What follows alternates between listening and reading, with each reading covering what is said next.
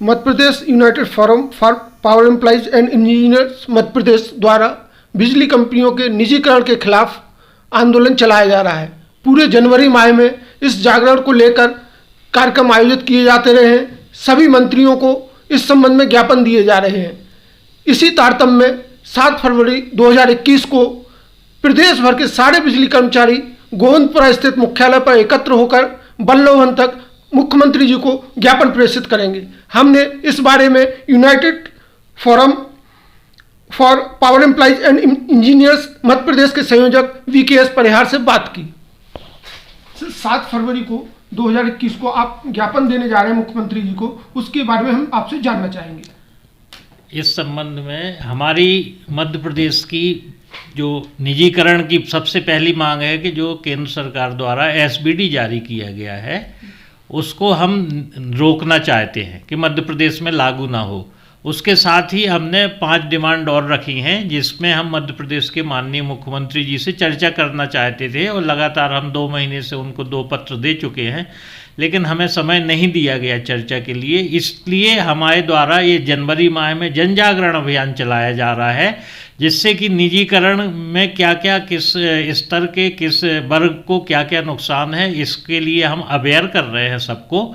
उसके बाद हम अभी जो हमारा प्रोग्राम चल रहा है वो सभी माननीय सांसद, माननीय विधायक, माननीय अन्य जनप्रतिनिधियों को भी हम लोग ज्ञापन दे रहे हैं। इसी क्रम में हमने माननीय ऊर्जा मंत्री प्रद्युम्न सिंह तोमर जी को भी परसों ज्ञापन दिया था और इसी तारतम्य में हम ये चाहते हैं माननीय मुख्यमंत्री जी से कि हमसे चर्चा करें और निजीकरण बंद करने के साथ साथ जो हमारी मुख्य मांगें और हैं जैसे संविदा का नियमितीकरण।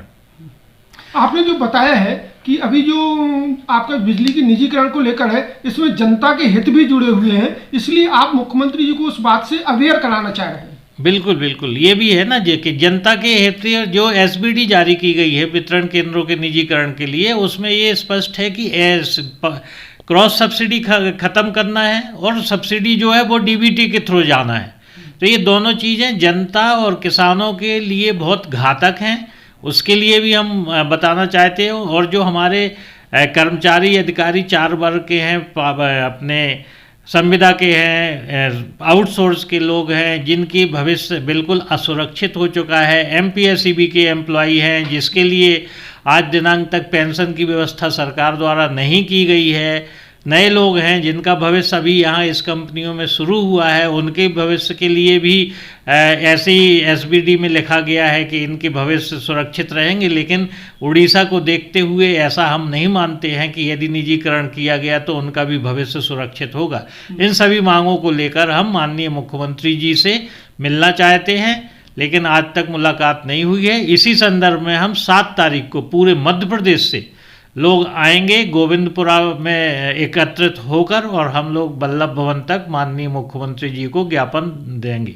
ये जो बिजली का मुद्दा है ये सीधा सीधा जनता से जुड़ा है और जैसा आप बता रहे हैं कि निजीकरण में जनता को भी बहुत बड़ा प्रभाव उस पर पड़ेगा और चूंकि मुख्यमंत्री जी के संज्ञान में इस बात को लाना आपका भी एक मुख्य मुद्दा रहेगा। बिल्कुल बिल्कुल, हम संज्ञान में लाना चाहते हैं माननीय मुख्यमंत्री जी को कि किसको किसको क्या नुकसान है, इससे हमारे जनता और हमारे अधिकारी कर्मचारियों को भी नुकसान है, उनका भी भविष्य अंधकारमय होगा।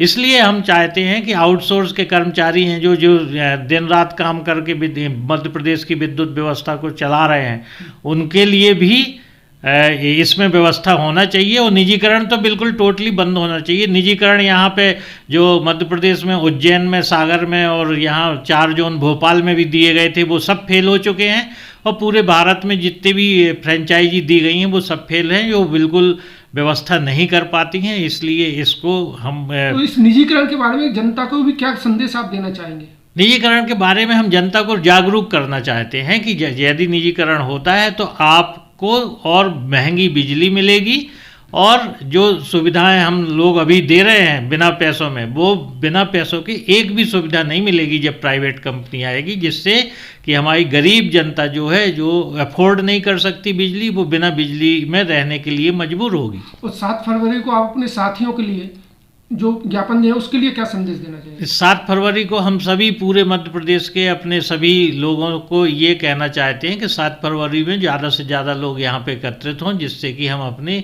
एकता को मुख्यमंत्री के सामने प्रदर्शित कर सके।